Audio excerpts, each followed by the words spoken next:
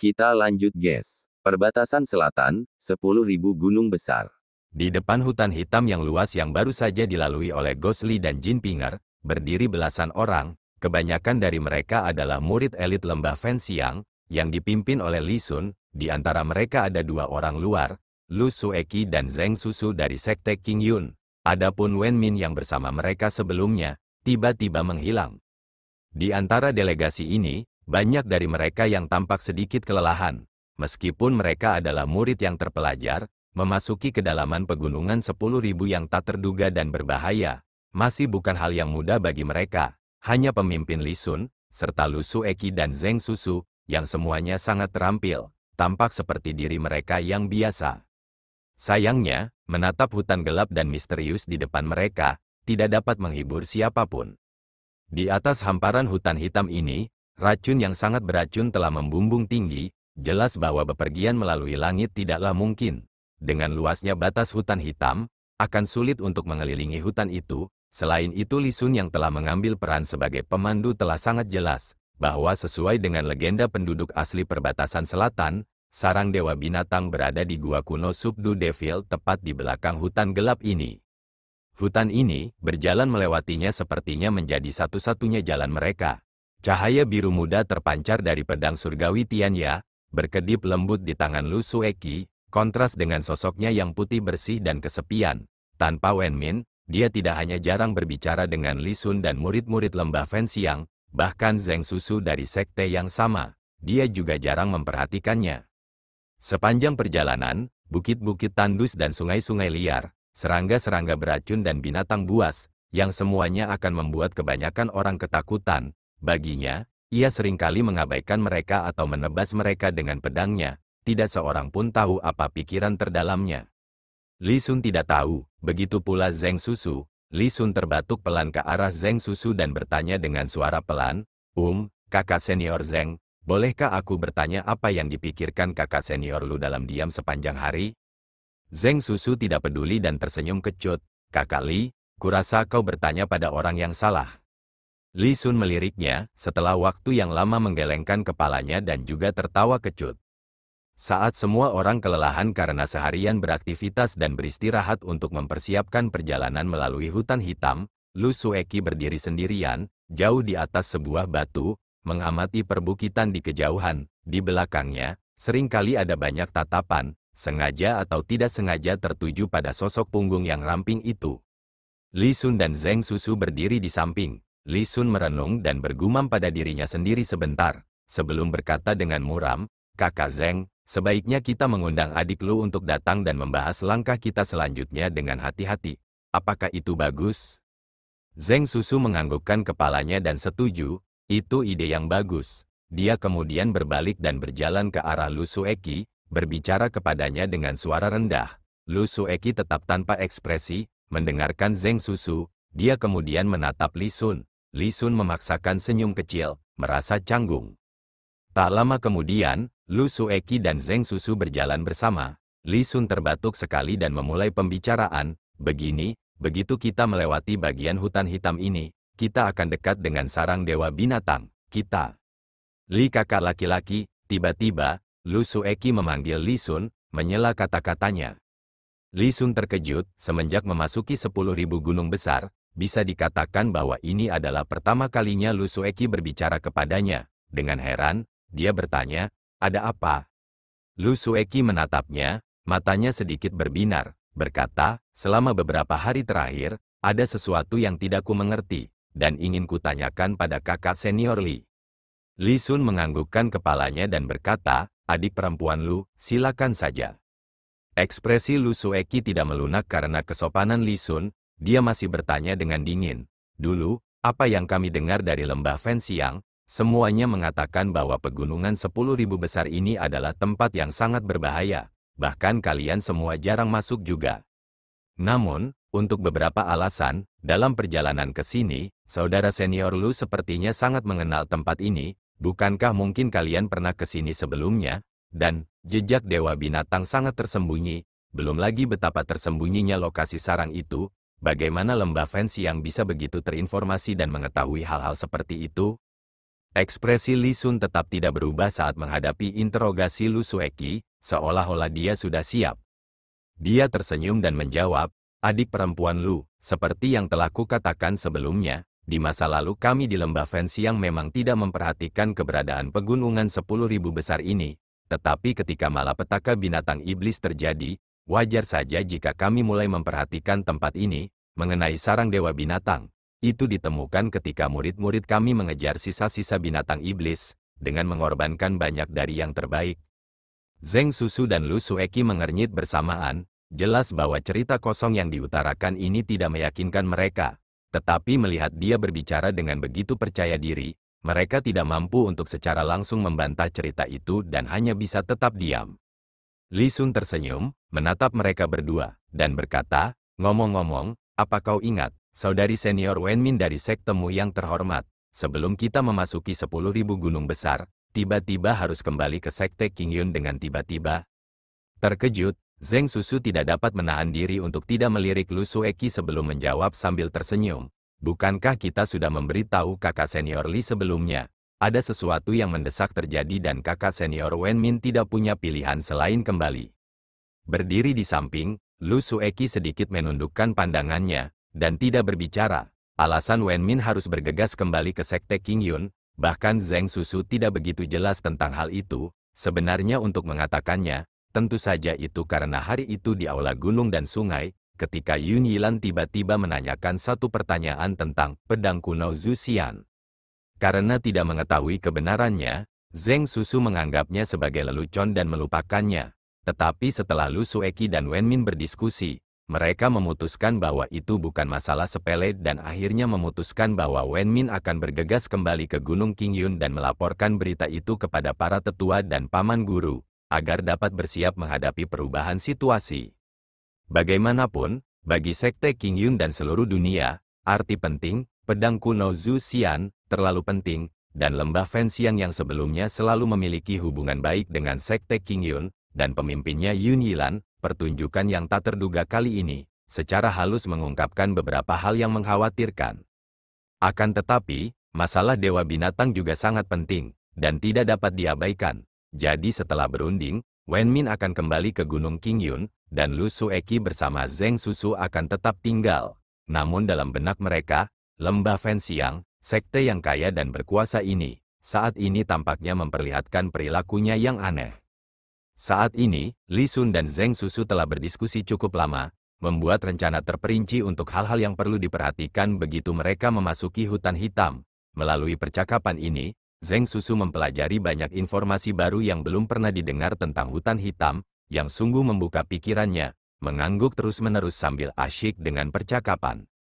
Lu Sueki mendengarkan, entah mengapa, merasa sedikit frustrasi, berdiri lagi dan berjalan ke samping, menatap ke arah cakrawala. Di kejauhan, garis samar gunung-gunung besar yang bergelombang, membentuk pemandangan di bawah langit biru yang luas, sementara angin dingin bersiul melewatinya.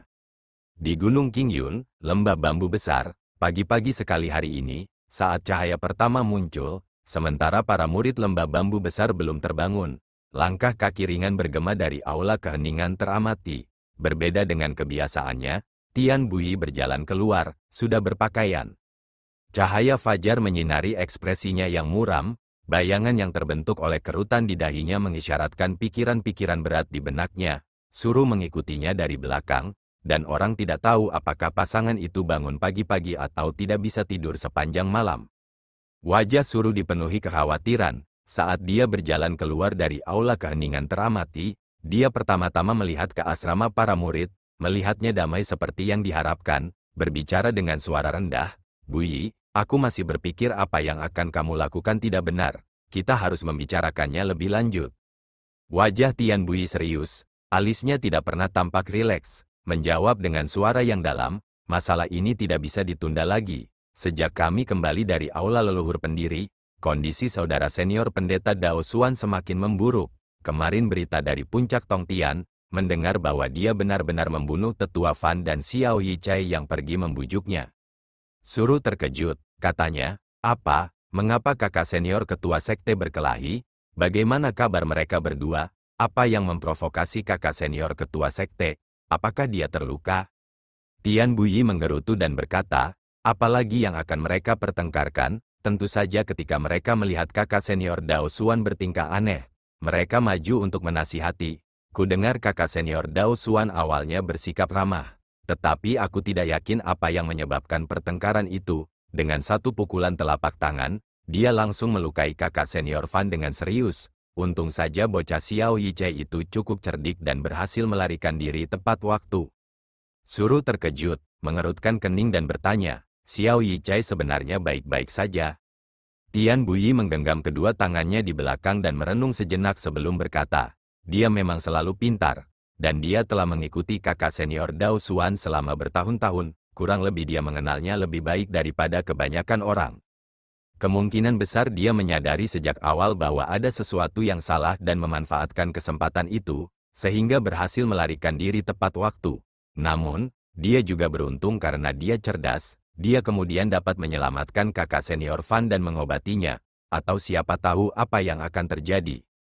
Suru terdiam cukup lama, rasa tidak yakin dan khawatir bercampur aduk di raut wajahnya. Dia sudah berubah seperti ini, kenapa kamu masih bersikeras mengunjunginya? Tian Buyi menarik napas dalam-dalam dan berkata, tidak masalah jika orang lain tidak mengerti, jangan bilang kamu juga tidak mengerti kenapa. Suru berkata pelan, tetapi dia, kakak senior ketua sekte sekarang telah dirasuki oleh iblis, tidak ada yang tahu apa yang sebenarnya dia pikirkan lagi, dan dia sangat terampil, jauh lebih kuat dan lebih terampil daripada kamu dan aku. Sekarang kamu mengambil risiko dengan pergi. Aku khawatir itu. Menjelang akhir, suaranya semakin pelan hingga hampir tidak lebih dari bisikan dan dia berhenti, jelas tidak mau menyuarakan ketakutannya. Tian Buyi menghela napas berat, berbalik menatap Suru dan mengulurkan tangannya untuk memegang tangan Suru dengan lembut. Lalu berkata dengan lembut, kita sudah menikah selama bertahun-tahun, tentu saja aku tahu apa yang kamu khawatirkan. Dengan kamu mengkhawatirkanku seperti itu, bahkan jika sesuatu terjadi padaku, itu tidak masalah lagi. Suru mengerutkan kening dan memotongnya sambil berseru, omong kosong apa yang kau katakan. Tian Buyi menganggukkan kepalanya, dan setelah beberapa saat, melanjutkan, seperti yang kau tahu, rahasia pedang kuno Zuxian adalah rahasia tertinggi sekte King Yun, dan awalnya hanya kepala sekte yang mengetahuinya. Namun pada pertempuran Wildlands itu, aku, Zheng Suchang dan yang lainnya mengikuti kakak senior Wan Jianyi ke pertempuran yang menentukan di Changsha sejauh 1000 mil, secara kebetulan menemukan rahasia ini. Setelah itu, kami berdiri di aula leluhur pendiri dan di depan kuil leluhur King Yun bersumpah dengan sungguh-sungguh, tidak akan pernah mengungkapkan rahasia ini kepada siapapun selama sisa hidup kami. Suru menghela napas dan berkata, mengapa kau menyebutkan hal itu lagi? Aku ada di sana hari itu dan juga mengucapkan sumpah itu, bagaimana mungkin aku tidak mengingatnya? Tian Buyi berkata dengan kagum, sejak pendiri King Ye meninggalkan prasasti perintah yang ditulis sendiri, beberapa generasi leluhur kita telah berulang kali memperingatkan bahwa pedang kuno Zuxian tidak dapat digunakan dengan sembarangan. Dalam prasasti pendiri King Ye, bahkan lebih jelas disebutkan bahwa jiwa pedang kuno itu sangat mengerikan dan ganas. Dan jika tukang las tidak memiliki pikiran yang kuat dan fondasi yang kokoh, mereka akan jatuh ke jalan setan. Sekarang saudara senior Dao Xuan menunjukkan berbagai tanda itu, bukankah itu membuktikan persis apa yang diramalkan para leluhur akan terjadi? Suru menundukkan kepalanya dan terdiam cukup lama. Tian Buyi mendongak menatap langit yang mulai cerah, di kejauhan kabut pagi menyelimuti puncak gunung, awan-awan menutupinya, puncak Tongtian yang menjulang tinggi dapat terlihat samar-samar. Selama bertahun-tahun, saudara senior Daxuan tidak menyia-nyiakan usahanya, menata kembali sekte King Yun dan membuatnya makmur.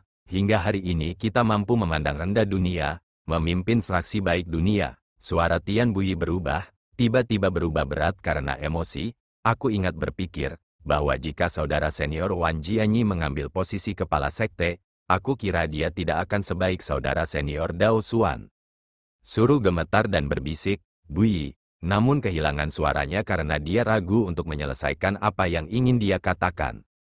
Tian Buyi mengatupkan kedua tangannya ke belakang, tampak frustrasi dan berkata, selama bertahun-tahun ini, meskipun aku masih diam-diam memberikan persembahan kepada prasasti peringatan kakak senior Wan, tetapi kepada kakak senior Dao Xuan, sejujurnya, aku semakin merasa kagum, Meskipun kami sering berdebat, tetapi mengenai bagaimana dia menangani masalah dan perilakunya, aku tidak bisa berkata apa-apa, bahkan jika 10 tahun yang lalu, ketika dia menggunakan pedang kuno Zhu Xian untuk menyerang Laoqi.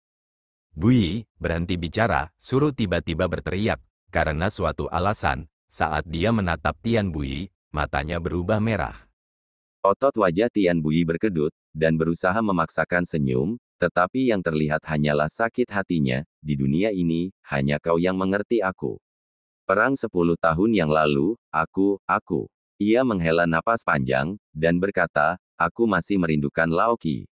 Di antara para murid, meskipun ia adalah yang paling tidak enak dipandang, tetapi aku masih, Setelah mendesah panjang, mereka berdua terdiam. Setelah beberapa saat, Tian Bui tersenyum pahit dan berkata, setelah hari itu, aku pernah sangat membenci kakak senior Dao Xuan. Laoqi dibesarkan olehku, selama beberapa dekade itu, bukankah aku akan tahu orang macam apa dia? Jika ada kesalahan, aku juga akan mengajarinya. Siapa tahu mungkin kita bisa membalikkan keadaan. Tapi dengan serangan itu, sebelum Laoqi, beliau pertama kali dipukul sampai mati. Dan kemudian itu hebat. Laoqi yang tidak memberontak, juga harus memberontak. Dengan temperamennya yang keras kepala, seluruh hidupnya hancur dengan serangan pedang itu. Namun, beberapa tahun terakhir ini, ketika aku merenung sejenak, mengingat kejadian ini, aku pernah berpikir, jika aku berada di posisi kakak senior Dao Xuan, serangan pedang itu, apakah aku akan mengenainya, atau tidak? Suruh menatap suaminya, tidak berkata apa-apa, tetapi menggenggam tangan suaminya dengan lembut dan menepuk telapak tangannya, menawarkan kenyamanan dalam diam. Tian Bui tersenyum tipis, menatap Suruh, tersenyum dan berkata, jika aku jadi dia, aku khawatir pada akhirnya aku tetap akan melakukan serangan itu. Seolah sudah mengetahui jawabannya, Suruh menundukkan kepalanya dan tidak mengatakan apapun. Tian Bui terdiam, menatap ke arah puncak Tongtian yang jauh. Setelah beberapa lama, Suruh berkata tiba-tiba, karena pikiranmu sudah bulat, mengapa aku tidak menemanimu mengunjungi kakak senior Dao Xuan? Tian Bui menggelengkan kepalanya dan berkata, lebih baik kau tidak pergi, akan sulit berbicara dengan begitu banyak orang. Kakak senior Daksuan berubah menjadi seperti sekarang ini, semua itu karena apa yang telah ia lakukan demi kebaikan umat manusia dan sekte Qingyun. Jika aku tidak tahu, itu sudah cukup, tetapi aku telah mengetahui rahasianya dan sekarang aku tidak bisa dengan hati nurani yang baik duduk diam dan tidak melakukan apa-apa. Aku harus pergi dan melihat apakah ada kemungkinan untuk menolongnya. Hanya berharap kakak senior Daksuan dengan kultivasinya yang dalam, akan mampu bangkit dari arus setan. Jika tidak, dia mengakhirinya dengan tiba-tiba, Suruh menatapnya, tiba-tiba tersenyum, menghapus kesedihan dan duka di wajahnya, menggantinya dengan ekspresi lembut penuh kasih, dan berkata dengan lembut, baiklah, sudah cukup. Tian Bui dan Suruh telah bersama sejak lama, keduanya saling memahami dengan sempurna. Saat ini, dia hanya menatap Suruh cukup lama, tidak berkata apa-apa, hanya menganggukkan kepalanya. Saat berikutnya, dia berbalik, mengibaskan lengan bajunya, lampu merah mulai menyala.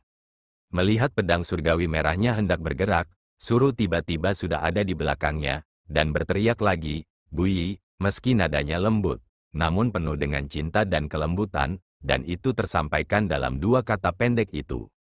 Tian Bui menoleh ke belakang untuk melihat istrinya, dan melihat keengganan di wajah Suruh dan air mata di matanya. Setelah beberapa saat, Tian Bui tersenyum dan melambaikan tangan, bibirnya berkedut tetapi dia tidak mengatakan apa-apa, berbalik dan menghunus pedang surgawi merah, sambil berteriak, melompat ke udara.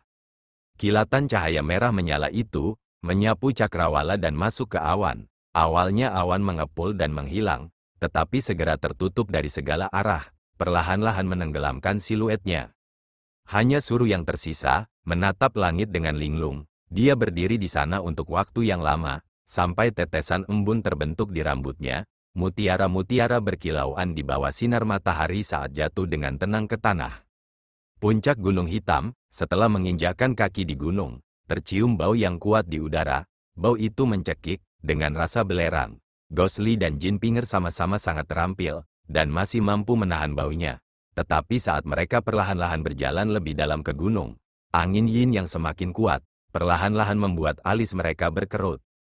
Angin yang menusuk tulang, entah mengapa, saat menerpa wajah mereka, meskipun tidak kencang, namun hawanya yang mengerikan membuat orang menggigil dari dalam hati.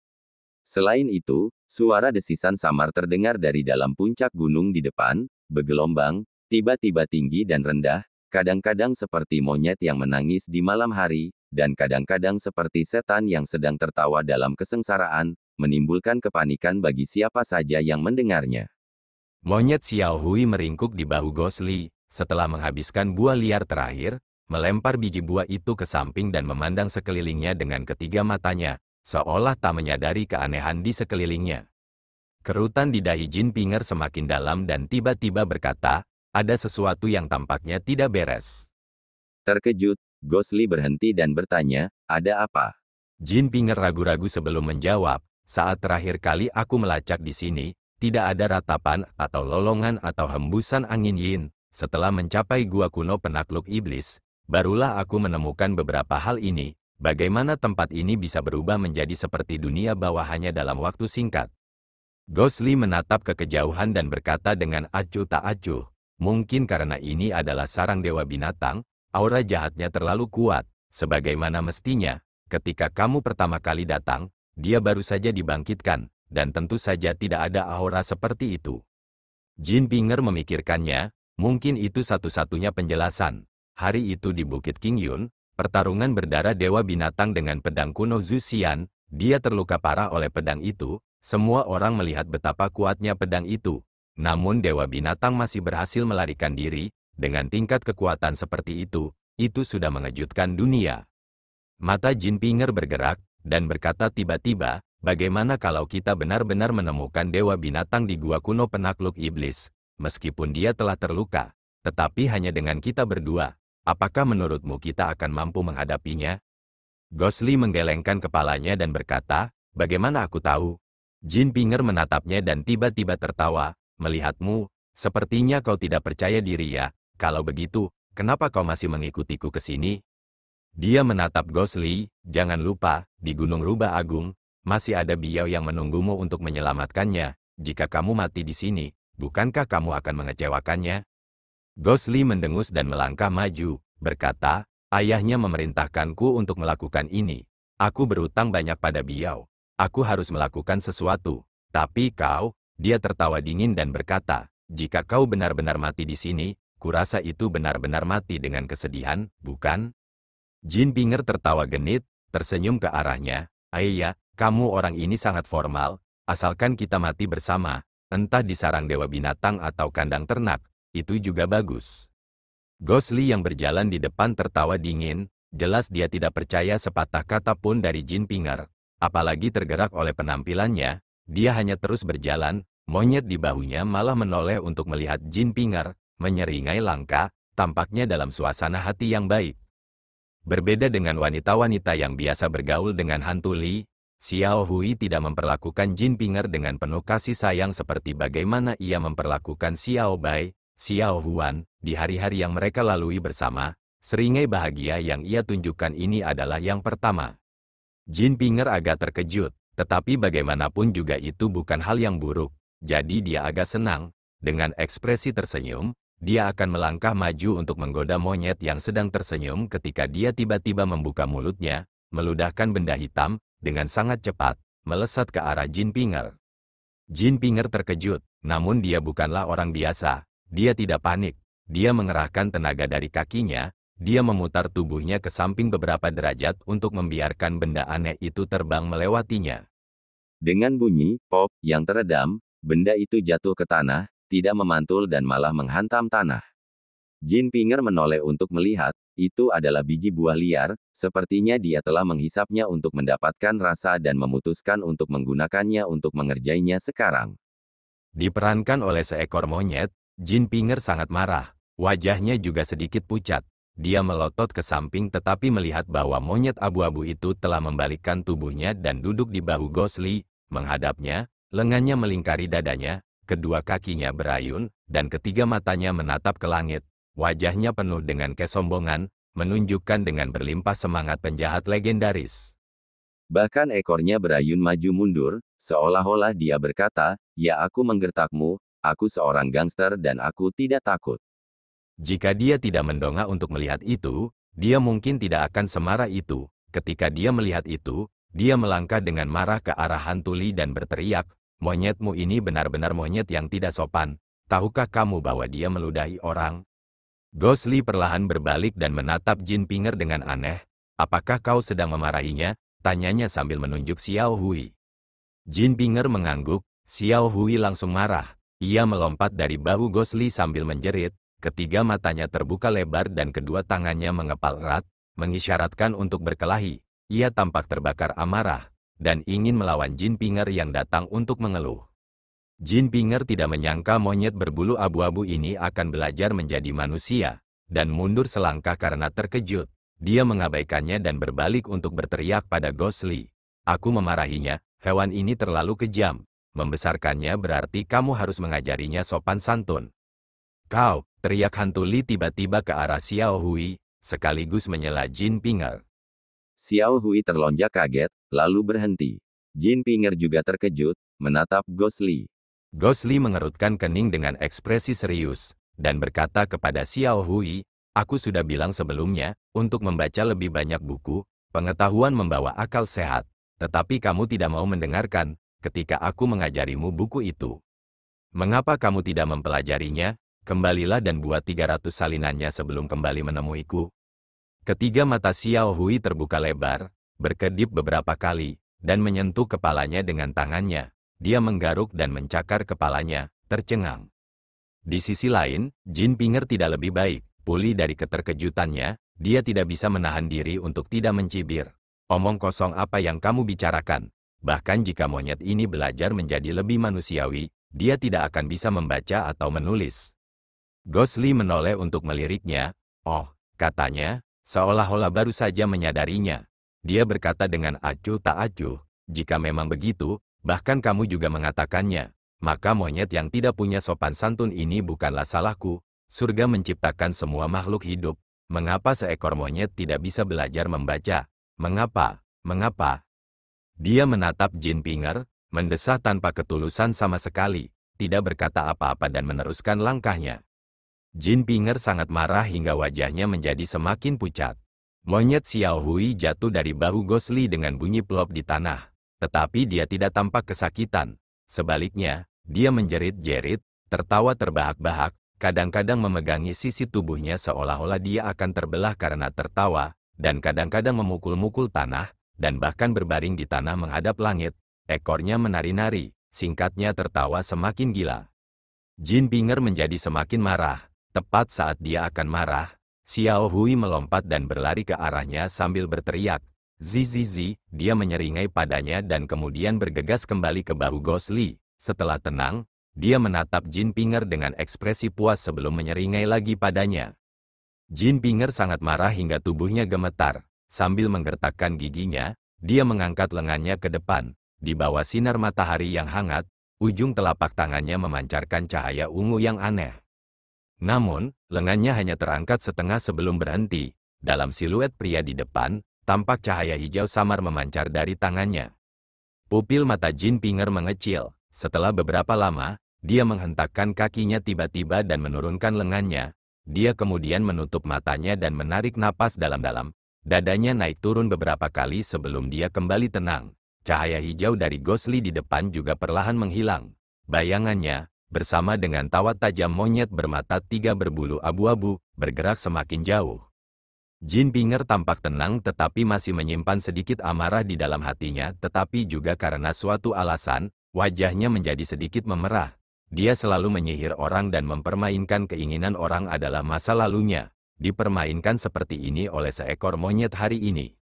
Dia menggerutu, menepis pikiran-pikiran itu. Saat hendak berjalan, dia tiba-tiba mengerutkan kening, seolah-olah memikirkan hal lain. Dia berbalik dan berjalan kembali perlahan. Dalam jarak yang dekat, dia telah tiba di tempat Xiao Hui meludahkan lubang untuk memprovokasinya.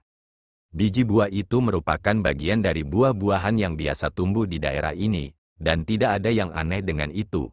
Namun, biji buah itu hampir seluruhnya terkubur.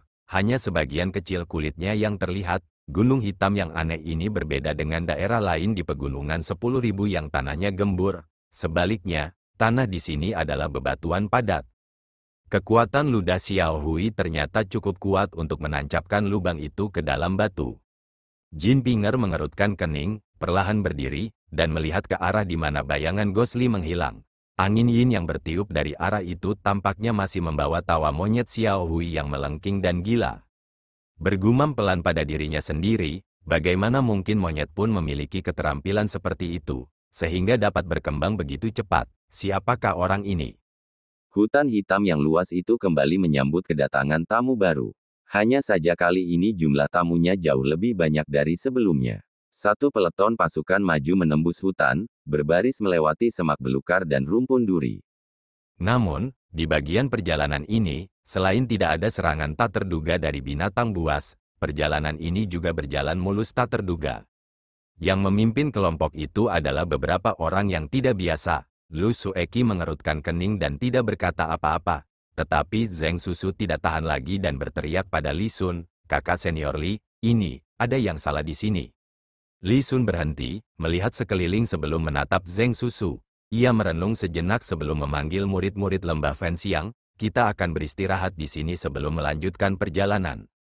Semua orang bersorak tanda setuju, jelas perjalanan panjang itu sulit. Setelah membereskan yang lain, Li Sun dan Zheng Susu berjalan sedikit ke samping, menuju Lu Sueki, sementara Lu Sueki mengerutkan kening dan melangkah mundur. Ekspresi wajah Li Sun berubah, dan Zheng Susu yang cerdas, mengambil kesempatan untuk menyela, kakak Li, kamu juga menyadarinya. Li Sun menganggukkan kepalanya, pandangannya tertuju pada kaki mereka bertiga, di antara semak berduri yang rimbun, meski samar-samar, namun masih samar-samar terlihat bahwa setelah duri-duri itu dipotong dan patah, samar-samar ada kesan seseorang melangkahinya.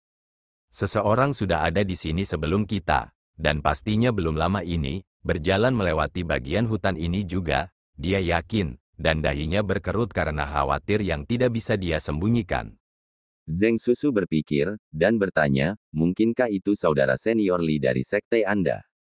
Li Sun menggelengkan kepalanya, tidak mungkin, lembah Fenxiang hanya memiliki tim ini yang memasuki 10.000 gunung besar, sebagian besar elit generasi muda lembah ada di sini, dan tidak akan ada orang lain yang bergabung dengan kita. Zheng Susu mengerutkan kening dan berkata, aneh sekali, menurut lembah Master Yun, berita ini seharusnya tidak bocor. Mungkinkah sekte lain mengetahui berita ini dan berkelana ke 10.000 gunung besar? Li Sun ragu sejenak, lalu menggelengkan kepalanya dan berkata, aku tidak percaya begitu. Pertama-tama, masalah ini memang masih rahasia, jadi hanya kedua sekte kita yang tahu. Dia terbatuk pelan sebelum berkata dengan suara rendah, Dewa Binatang adalah penyebab malapetaka. Jika ada orang lain yang mencoba memanfaatkan situasi untuk menghabisi mereka, maka apa yang diperjuangkan kedua sekte kita dengan gigi di Bukit King Yun, bukankah itu? Zheng Susu mengulurkan tangan dan menepuk bahu Li Sun, lalu tertawa dan berkata, saya setuju, saudara Li, orang-orang hebat memang berpikir sama, haha, hahaha. Mereka saling menatap dan tertawa, lalu tiba-tiba terdengar suara dengusan mengejek dari samping, itu dari Lu Sueki, keduanya terkejut dan menoleh untuk menatapnya. Zheng Susu bertanya dengan suara rendah, kakak senior Lu, ada apa denganmu, apakah kami mengatakan sesuatu yang salah? Lu Sueki menatapnya dengan dingin, memalingkan kepalanya dan mencibir, sungguh wajah yang menjijikkan.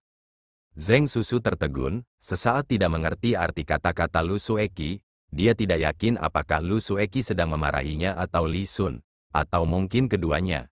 Dia menoleh untuk melihat Li Sun, dan keduanya saling memandang dengan tidak nyaman sementara mereka merasa canggung, tidak yakin harus berkata apa.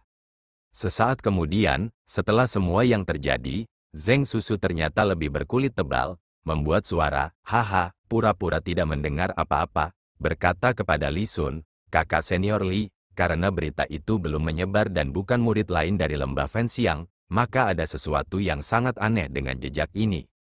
Li Sun mengerutkan kening, jelas sedang berpikir keras. Saat dia hendak berbicara, Lu Sueki berbalik ke arah mereka dan berkata dengan dingin, Dewa Binatang.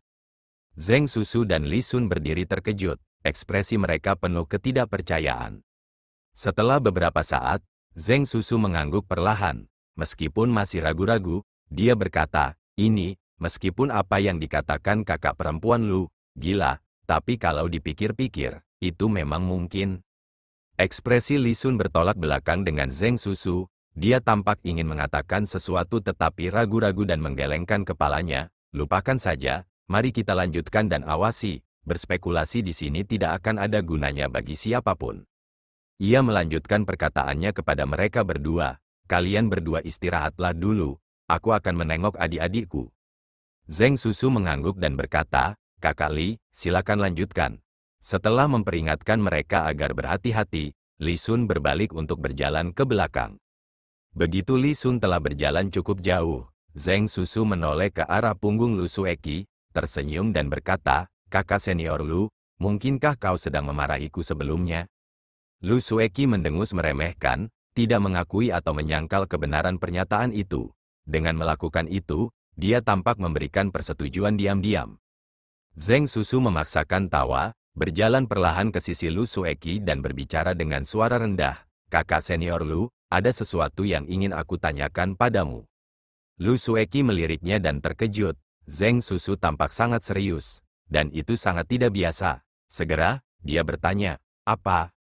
Zheng Susu menarik napas dalam-dalam, melihat sekeliling sebelum berbisik, kakak senior Lu, katakan padaku dengan jujur, apakah pedang kuno Zuxian milik sekte kita benar-benar rusak? Wajah Lu Sueki memucat menjadi warna putih, matanya bersinar, menatap Zheng Susu, bahkan pedang surgawi tianya miliknya, yang bersinar biru samar seperti air musim gugur, tampak berdengung, memperpanjang momen sebelum kembali. Ekspresi Zheng Susu berubah, merasa seolah-olah wanita di depannya tampak seperti es beberapa saat yang lalu, sekarang tampak setajam jarum, dia tanpa sadar mundur selangkah dan berbisik, kakak senior Lu, tidak perlu melakukan ini. Lu Sueki menatapnya dengan dingin, apa maksudmu dengan pertanyaan ini? Zheng Susu tersenyum tipis dan berkata, saya juga murid sekte King Yun, bagaimana mungkin saya tidak khawatir tentang masalah seperti itu? Kepulangan kakak senior Wen Min yang tergesa-gesa, kemungkinan besar untuk melaporkan masalah ini kepada para guru, bukan? Lu Sueki tidak mengatakan apapun, hanya terus menatapnya dengan dingin. Zheng Susu mengangguk, baiklah, kakak senior Lu, dengar, aku tidak punya niat buruk, hanya saja ada beberapa hal yang terjadi selama periode ini yang sangat mencurigakan. Tidak banyak kesempatan di sepanjang perjalanan untuk membicarakan hal ini denganmu, jadi aku memanfaatkan momen ini sekarang. Lu Sueki menatapnya, hal-hal seperti apa? Zheng Susu terbatuk sekali sebelum berbisik, menurutmu, orang macam apakah pemimpin lembah Fenxiang, Yun Yilan? Lu Sueki mengerutkan kening, apa maksudmu? Zheng Susu tersenyum tipis dan berkata, baiklah, begini saja, menurutmu apakah lembah Master Yun adalah orang yang berpikiran sederhana? Atau bagaimana dengan orang yang membenci kejahatan dan menjadikan fraksi baik dunia sebagai tanggung jawabnya? Tidak waspada terhadap sesama murid fraksi baik King Yun sama sekali. Lu Sueki mendengus dan tidak berkata apa-apa, namun ekspresi jijiknya mengungkapkan kata-katanya, jelas-jelas tidak setuju sepenuhnya dengan pertanyaan Zheng Susu. Zheng Susu tidak marah, sepertinya dia sudah tahu Lu Sueki akan bereaksi seperti ini.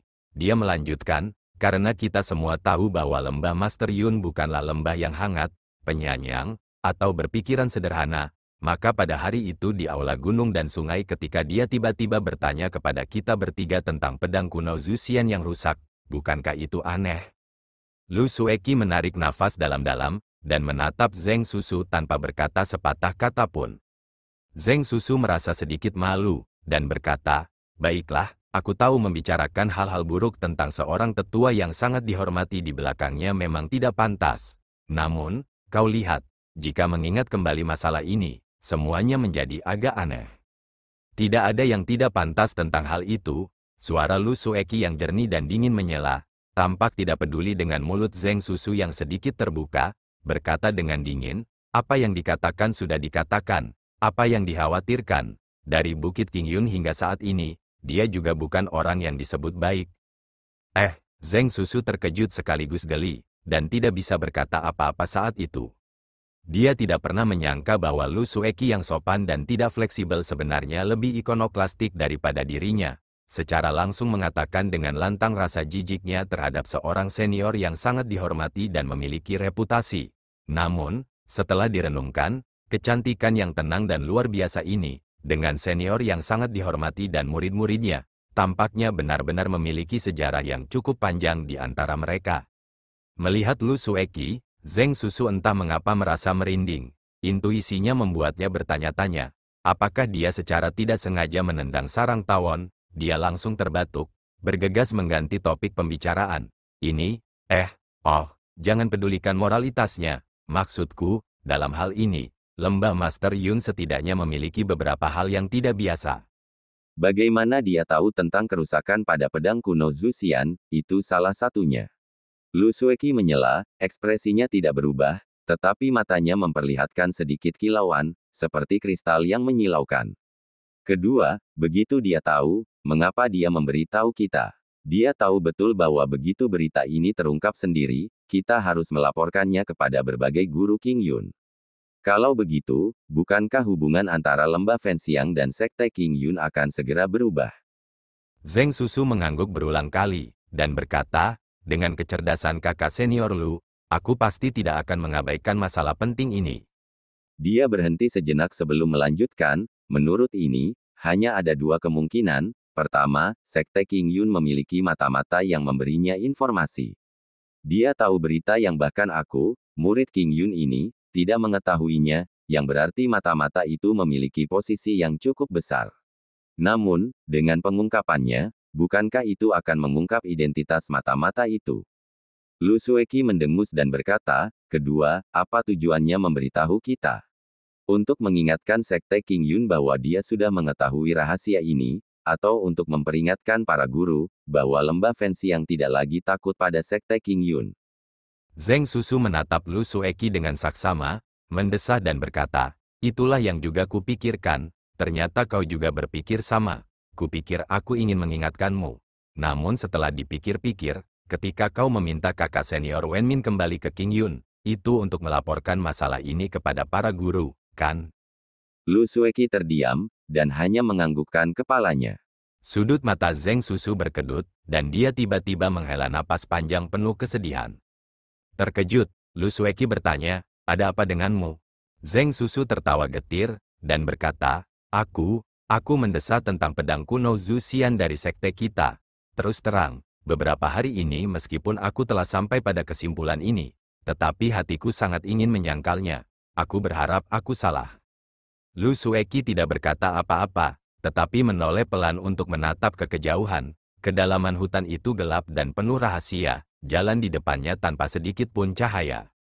Zheng Susu menghela napas panjang, menggelengkan kepalanya dan berkata, lupakan saja. Memikirkannya tidak akan ada gunanya. Kita hanya bisa melakukannya selangkah demi selangkah. Aku bertanya-tanya, apa sebenarnya yang disembunyikan oleh Tuan Lembah Yun? Lu Sueki tidak menjawab, pandangannya tanpa sadar tertarik kembali ke jejak samar yang mereka temukan sebelumnya. Zheng Susu berbisik dari samping, sebenarnya apa yang kau katakan tentang Dewa Binatang itu memang mungkin, tapi menurutku itu bukan dia. Lu Sueki menjawab, lalu menurutmu siapa orangnya? Zheng Susu merenung sejenak, lalu berbisik, jika apa yang dikatakan Li Sun itu benar, jika memang itu bukan murid lembah Fenxiang mereka sendiri, aku khawatir jejak ini kemungkinan besar berasal dari anggota sekte jahat yang tersisa. Lu Sueki tersentak dan menoleh, wajah cantiknya ternoda oleh emosi untuk pertama kalinya. Mengapa kamu berkata begitu? Zheng Susu menunjuk ke arah jejak itu, dan berkata, lihat, meskipun jejak ini tidak jelas, tetapi jelas bahwa ini dibuat oleh manusia.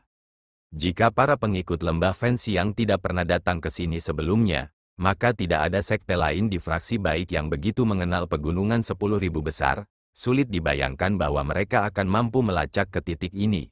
Namun, sekte jahat berbeda. Tahun itu setelah Perang Besar, sekte jahat diusir oleh fraksi baik, lingkungan alam yang tidak ramah seperti ini. Kemungkinan besar mereka akan datang sebelumnya. Jadi, menurutku sangat mungkin itu mereka.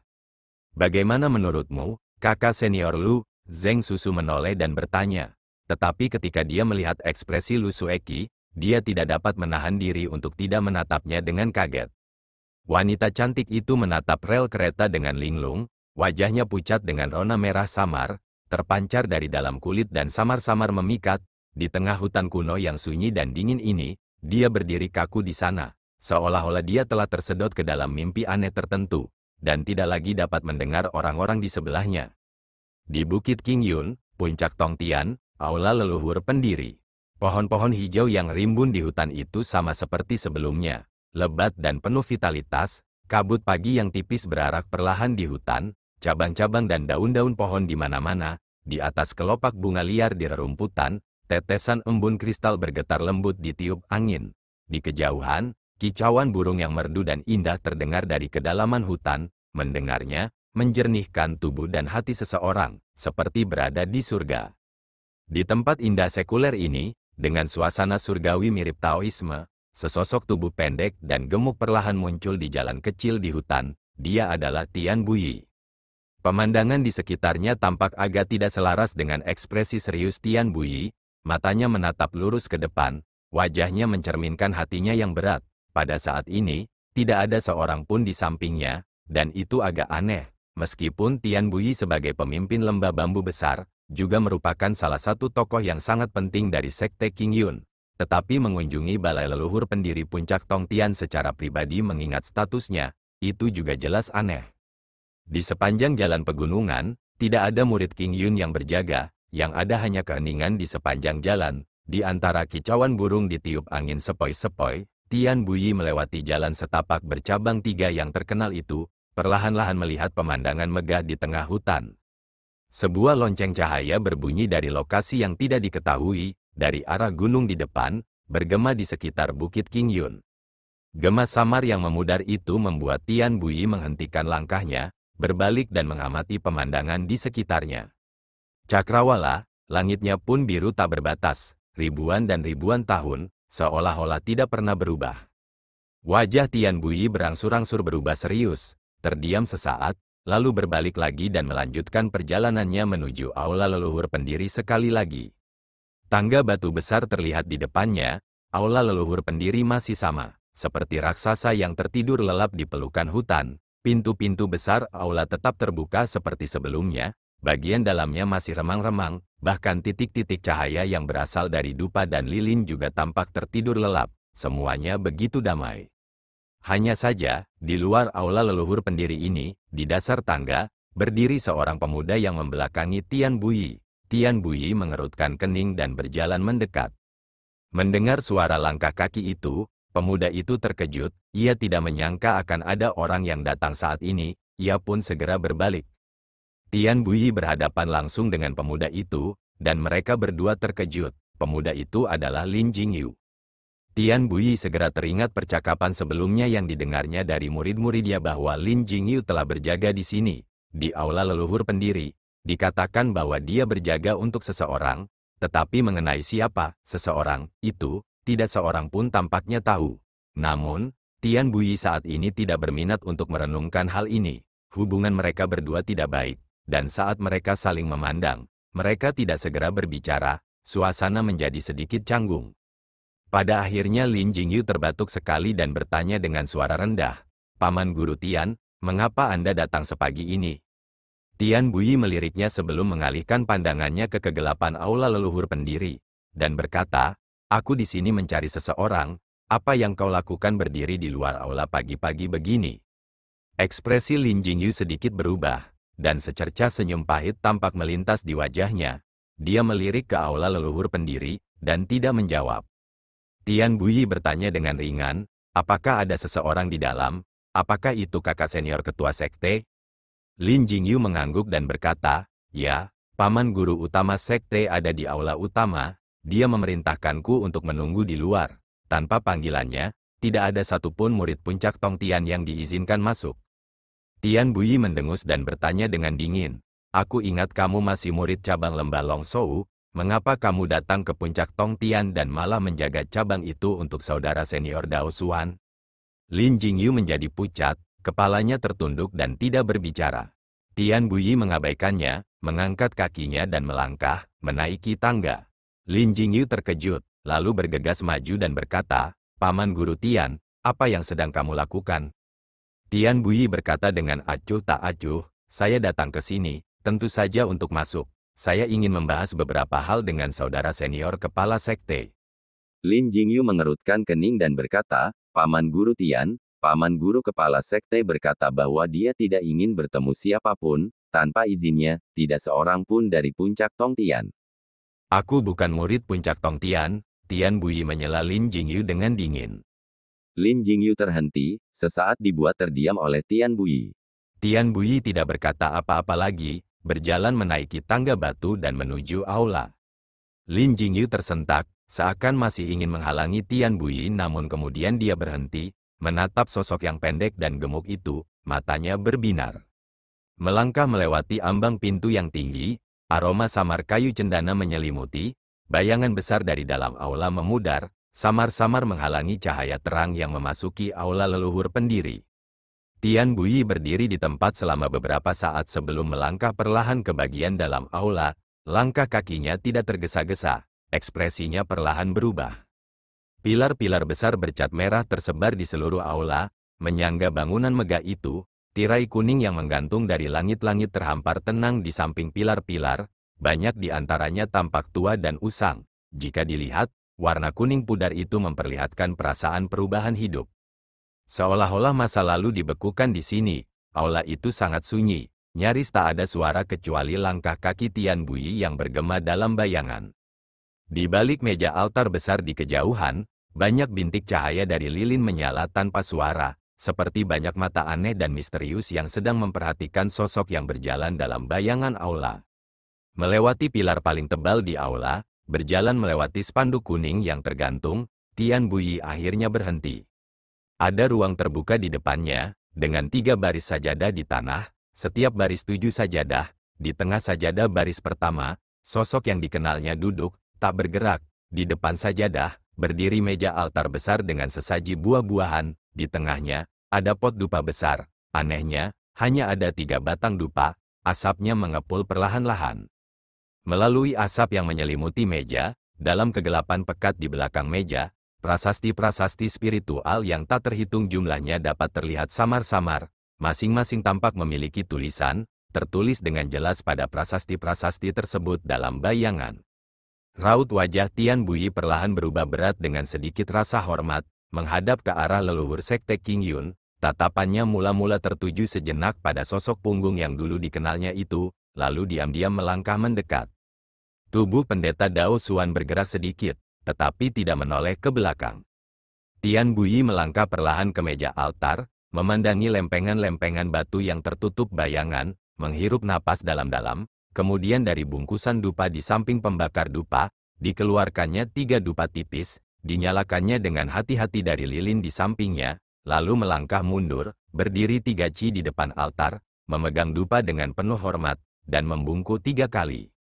Di tempat pendeta Dao Xuan duduk, hanya berjarak 6 ci dari altar, tetapi cahaya redup di depannya, tampaknya tidak mampu menerangi tempatnya berada. Dalam bayangan redup, dia perlahan mendongak, sosok Tian Buyi, berdiri membelakanginya. Dalam kegelapan itu, tiba-tiba, bagaikan api hantu dari alam baka, melonjak, 2 kilatan terang langsung bersinar, dan hampir pada saat yang sama, bagaikan ratapan hantu tak kasat mata yang menyapu aula, semua dupa dan lilin, selain milik Tian Buyi, semuanya menjadi terang. Tian Buyi saat itu telah selesai berdoa, melangkah maju dan hendak memasukkan kayu-kayu itu ke dalam pembakar dupa, namun tubuhnya tiba-tiba terhenti, bahkan tangan yang sedang memegang dupa pun ikut terhenti di udara. Di dalam aula, keheningan langsung menyelimuti, 2 sosok, satu berdiri dan satu duduk, seolah membeku, tak bergerak, tirai kuning di kejauhan, entah mengapa, seolah angin bertiup melewati aula, berkibar pelan beberapa kali, lalu perlahan berhenti. Di luar aula, Lin Jingyu mengerutkan kening dan berpikir namun tiba-tiba merasakan sesuatu, tiba-tiba mendongak, melihat ke arah aula yang sunyi dan redup, sedikit keterkejutan di wajahnya. Di tengah kekacauan itu, seisi aula yang tadinya tertidur, bagaikan seekor binatang aneh yang terbangun, tiba-tiba membuka matanya dengan dingin. Dan untuk waktu yang tidak diketahui, api hantu misterius di mata pendeta Dao Xuan tiba-tiba menghilang, muncul dan menghilang tiba-tiba. Setelah itu matanya perlahan tertutup, suasana jahat segera mereda, api di sekitarnya, secara bertahap kehilangan kecerahannya, kembali ke cahaya redup aslinya. Dupa di tangan Tian Bui terus menyala dengan asap yang mengepul membentuk spiral, 3 dupa tipis yang menyala samar-samar terlihat dalam kegelapan. Tepat ketika batang-batang tipis itu bergetar, abu putih seperti kapas putih jatuh lembut ke tangan Tian Bui. Tian Bui tampak acuh tak acuh, menatap dingin ke arah abu di punggung tangannya, berdiri diam sejenak, menjabat tangannya dengan lembut untuk membuang abunya, lalu melangkah maju, dengan hormat memasukkan 3 batang dupa miliknya ke dalam pembakar dupa. 6 batang dupa harum dibakar bersamaan dalam pembakar dupa, asap tipis mengepul lembut, naik dalam bentuk spiral yang lambat.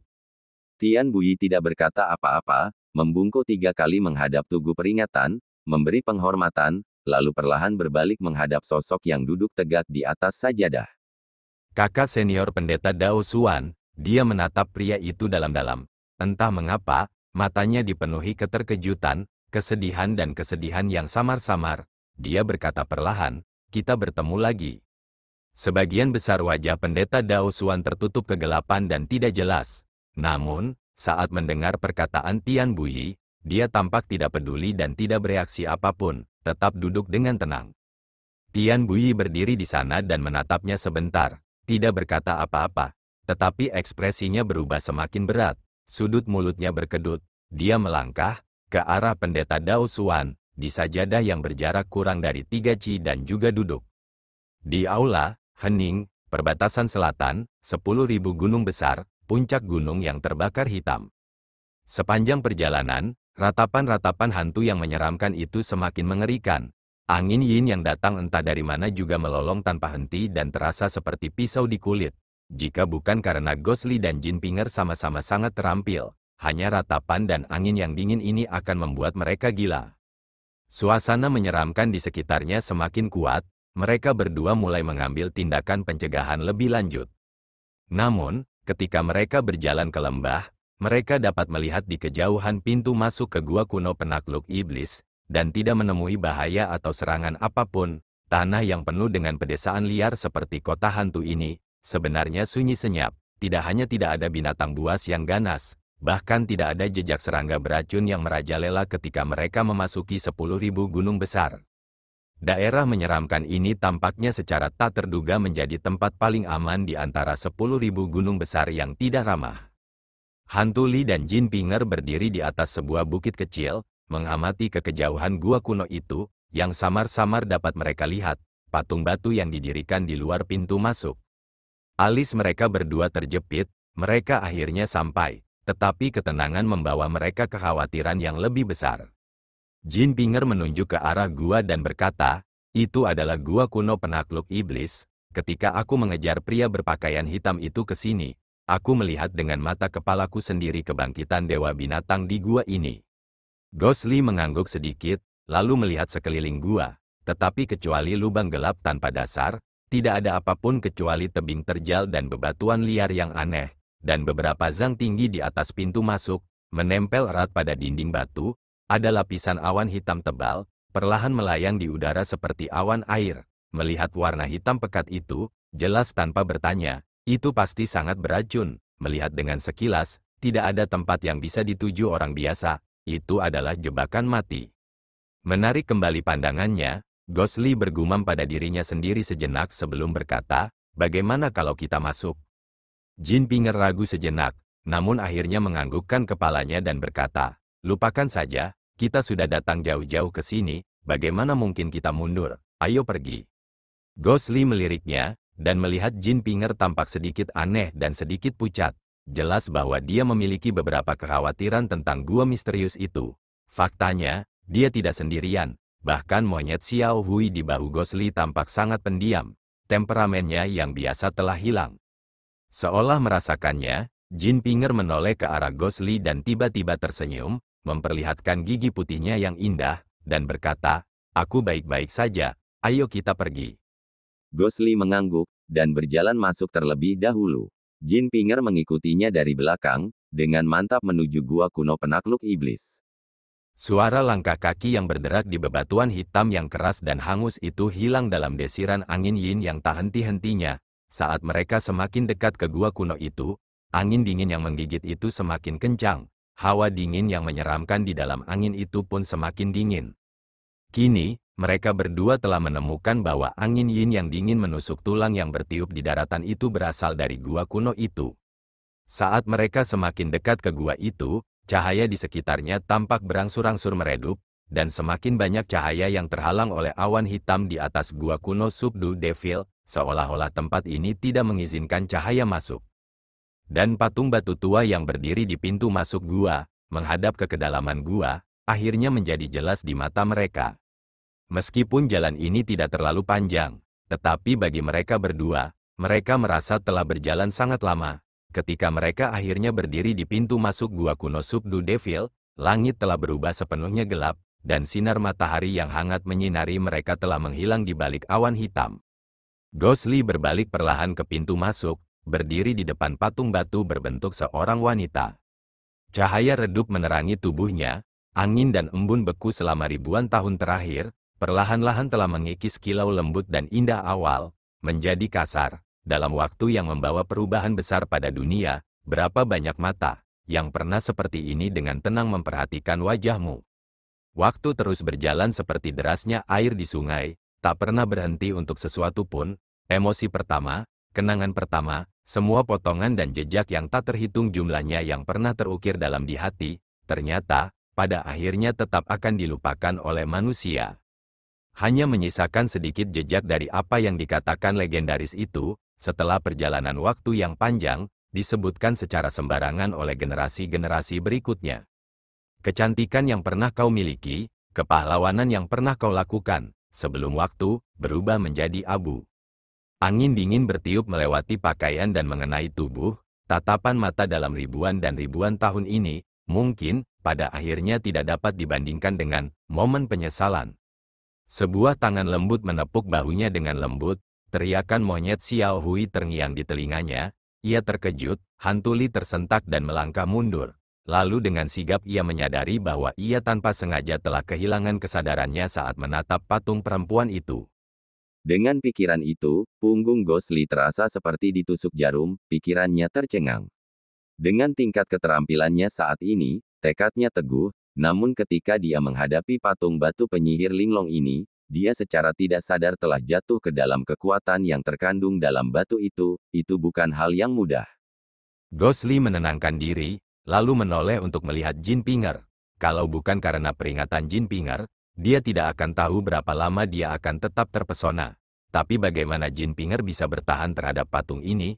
Mungkinkah wanita ini memiliki kekuatan yang tak terduga dan tersembunyi?